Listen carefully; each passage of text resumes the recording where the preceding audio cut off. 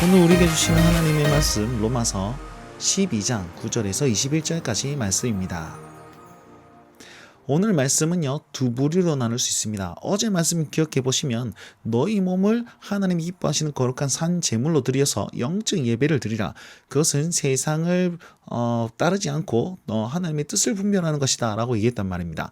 그러면 하나님의 뜻이 어디에 있는지를 오늘 그 윤곽 뜻을 분별하는 것에 대해서 살짝 예시를 들어서 말씀하고 있는데, 두 가지로 나뉠 수 있습니다. 첫 번째는 교회 공동체 안에서 혹은 다른 사람들에게 일반적으로 하는 권면이 있겠고, 두 번째는 교회 밖 세상에서 나를 박해하는 원수에 대해서 어떻게 행동하라, 하나님의 뜻대로 행동하라 라는 측면으로 얘기를 하고 있습니다. 자, 9절 말씀 보시면 사랑에는 거짓이 없나니 라고 얘기하면서 사랑의 마음을 가지라고 제일 밑바닥에 그것을 기준하고 있습니다. 하나님을 사랑하고 이웃을 사랑하는 그 확실한 계명 아래에 두고 이 얘기를 하고 있다는 것입니다. 자, 사랑에는 거짓이 없나니 악을 미워하고 선에 속하라. 그럼 선을 속하는 방법은요, 형제를 사랑하는 것이다 라고 했습니다. 형제라는 단어는 교회 내에서 쓰는 용어죠. 그래서 교회 안에 신자와 신자들끼리 서로 사랑의 관계를 가져라 라고 하는 것입니다. 서로 우애하고 존경하기를 서로 먼저 하고 부지런하게 행동해라, 게으르지 말아라 라고 얘기를 하고 있습니다. 서로 사랑과의 관계 안에서 서로를 존귀해주고 또 부지런하면서 내가 먼저 섬기라 라는 것으로 교회를 세워나가라 라고 권면을 하고 있습니다. 여러분 행동을 한번 돌아보셨으면 좋겠습니다. 자, 그러면서 결국은 이 열심을 품고 하는 행동들이 주를 섬기는 행동이다라는 것을 강조하고 있습니다. 주를 섬긴다라는 것은 예수 그리스도께 복종하는 것을 의미합니다.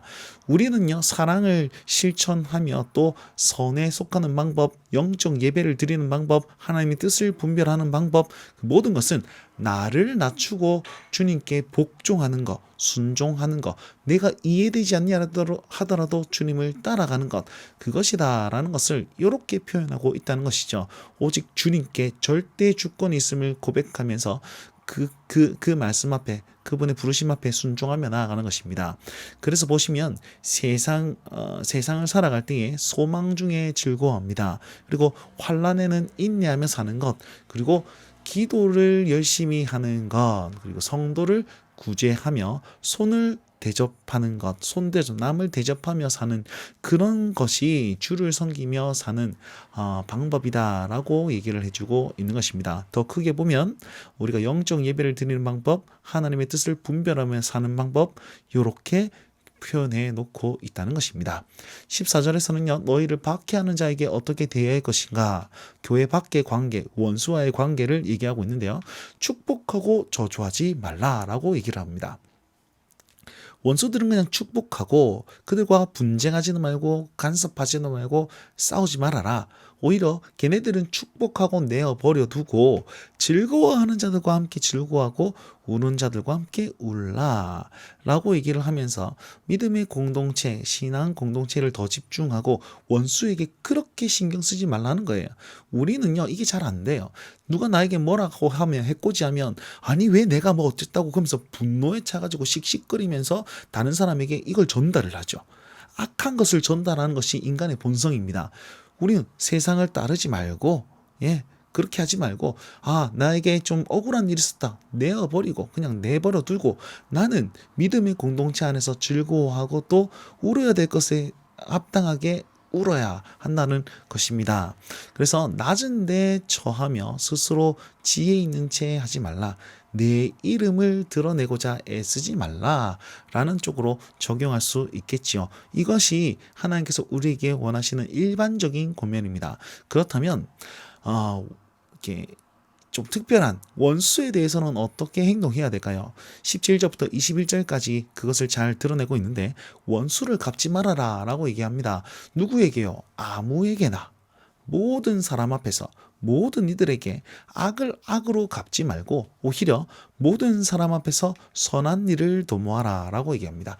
누군가 나에게 해코지했습니다, 내가 억울함을 당했습니다, 보복하지 말고 오히려 그를 선대하라라는 것입니다.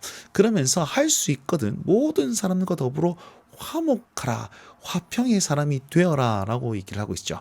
자, 원수 갚지 말라라는 것 안에는 하나님의 진노하심에 맡겨버리라라는 의미를 포함하고 있습니다. 하나님께서 진노하고 하나님께서 원수를 대신 갚아 주실 것이니까 너는 신경 쓰지 말아라라는 것이죠. 너는 신경 쓰지 말고 오히려 선을 행하고자 더 집중하라라는 것입니다. 여러분, 우리가 해야 될 방법은 이것입니다. 억울한 일을 당했을 때 악을 생각하지 않고 나는 어떻게 더 선을 행할 것인가에 집중하며 살면 하나님께서 갚아주시겠다라고 말씀하고 있지요. 그리고 나서 이렇게 소극적인 방법을 넘어서 이제 더 적극적인 명령을 하고 있습니다.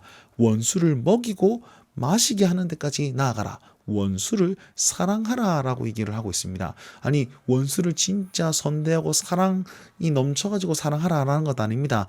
네가 그렇게 함으로써 숯불을 그의 머리에 놓아두는 것과 같다, 이렇게 표현하고 있거든요. 자, 이 숯불은 여러 가지 해석들이 있는데 구약 성경에 보시면 숯불은 하나님께서 그 악인들에게 내리는 심판의 모습을 나타낼 때 숯불을 머리 위에 둔다라고 얘기를 하고 있습니다. 결국은 원수를 먹이고 마시게 함으로써 그들에게, 그 원수에게 하나님께서 갚아주실 것에 대한 그런 믿음으로 그런 행동을 했다, 이런 것이죠. 어떻게 보면 모든 사람 앞에 선한 일을 도모하고 모든 사람과 더불어 화목하게 되는 방법으로 원수까지도 먹이고 마셔라 라고 권면하는 것이기도 합니다. 결국 결론적으로 21절 말씀에 악에게 지지 말고 선으로 악을 이기라 라고 권면하고 있죠. 우리 9절 말씀 기억하십니까? 악에게 지지 말고 선에 속하라 라고 얘기를 했습니다. 자, 선에 속하는 것으로 시작해서 선으로 악을 이기는 것으로 이제 말씀하고 있다는 것입니다. 결국 우리에게 무엇을 요구하십니까? 주를 믿는 사람들은 선을 행하는 것에 집중해야 되지, 악에 대한 부분에 대해서는 일절 관여하지 말아라 라고 얘기하고 있는 것이죠. 오늘 하루 우리가 살아가는 동안에 내가 해야 될 선한 행동은 무엇입니까? 또 나에게 악한 것에 대해서 위협이 있을 때 나는 어떻게 대처하려고 마음 먹으십니까? 그런 상황이 일어났을 때 행동하기 위해서 무엇을 준비해야 될까요? 기도하며 그때에 지혜롭게 잘 선택할 수 있도록 내 분노를 잘 조절해 달라고 기도하며 오늘 하루를 보내시는 것은 어떻습니까? 자, 이 말씀 붙들고 하나님께 영적 예배를 드리는 하나님의 사람들 되시길 간절히 바랍니다. 오늘도 이 말씀 붙들고 주님과 함께 동행하시고 승리하십시오. 날마다 주님과.